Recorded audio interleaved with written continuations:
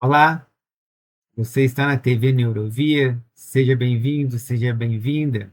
E nesse episódio nós vamos falar sobre planejamento, e planejamento sem mapeamento é erro. E nós vamos falar então que a maioria das professoras planejam antes de mapear.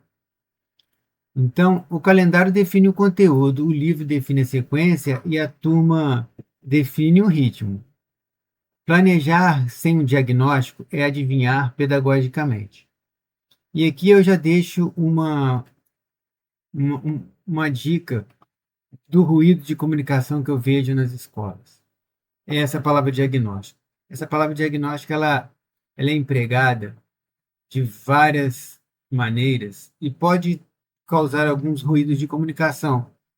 O diagnóstico, ele é um diagnóstico clínico, ele é um diagnóstico de compliance, ele é um diagnóstico educacional, é um diagnóstico que é o mapeamento do aluno. Qual diagnóstico nós estamos falando? Então, esse diagnóstico que nós estamos falando aqui é o mapeamento do aluno. É conhecer o aluno através do diagnóstico clínico. Então, eu chamo no curso 3MPEA de mapeamento, ou data mapping. Então, planejar sem mapeamento é adivinhar pedagogicamente, né? Então, eu pergunto para você, professora, o que você está planejando?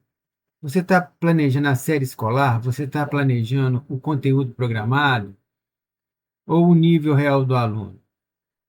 Porque a inclusão começa no aluno, não no currículo. E o que não é mapeamento? Porque vamos conseguindo retirar o que não é para depois a gente definir o que é. Não é aplicar uma prova adaptada que você está fazendo um mapeamento. Não é observar de forma superficial e sem fazer apontamentos formais, que é mapeamento.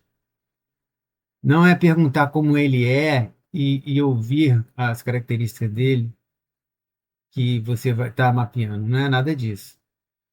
Impressão não é diagnóstico. Impressão não é mapeamento, né? O que é mapeamento, então? Esse mapeamento funcional. Mapear é identificar. É identificar o que o aluno faz sozinho, o que faz com ajuda, o que ainda não consegue fazer, qual é o nível de autonomia desse aluno, qual é a sua rotina, o que, que ele gosta, de repente se ele tem um hiperfoco, quais são as barreiras que estão impedindo o avanço. Sem saber onde o aluno está, você não sabe para onde levá-lo. Como você vai medir se você não tem uma história? Não é isso? Então, quais são os erros mais comuns que eu vejo que a professora faz no sentido de metas? Definir metas antes de saber o repertório. Esse é um erro muito comum. Porque isso gera metas inalcançáveis ou metas subestimadas. Ambas impedem o progresso. Meta errada produz frustração. Meta correta produz evolução, né? Vou dar um exemplo prático para ficar mais concreto. Vejam uma situação de um aluno fictício. O aluno não acompanha a leitura da turma, ok? Esse é o nosso exemplo. 99% das professoras, o que, que elas fazem para adaptar ao acompanhamento da leitura, ou a falta de acompanhamento dessa leitura? O aluno não acompanha a leitura, a professora vai e reduz o texto. Isso, ela não mapeia o aluno, simplesmente ali na sala de aula, com a maior boa vontade, ela reduz o texto. Por exemplo, o texto tem 30 linhas, ela reduz o texto para 5 linhas e facilita a leitura desse aluno. Mas ela não mapeou ele, ela não sabe nada sobre ele. Ela apenas adaptou a atividade.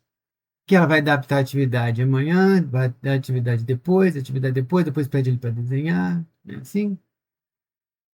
Não mede, não mede a evolução, de repente ela percebe que evoluiu, mas não sabe colocar isso em relatório. Quando você consegue mapear esse aluno, você identifica se a dificuldade é, por exemplo, na decodificação, na fluência, na compreensão, na atenção. De repente, a dificuldade dele não é nem na leitura, na atenção sustentada, de repente. Se você mapear ele, você vai identificar e, de repente, não é nem diminuir a quantidade de linha de texto, é você treinar o foco.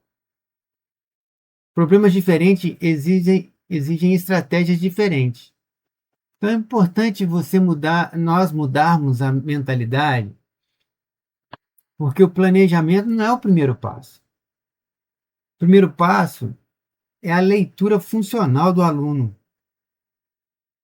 Planejamento sem mapeamento é uma tentativa. Planejamento com mapeamento é um método, é o início do método. Até a próxima aula. Tchau, tchau.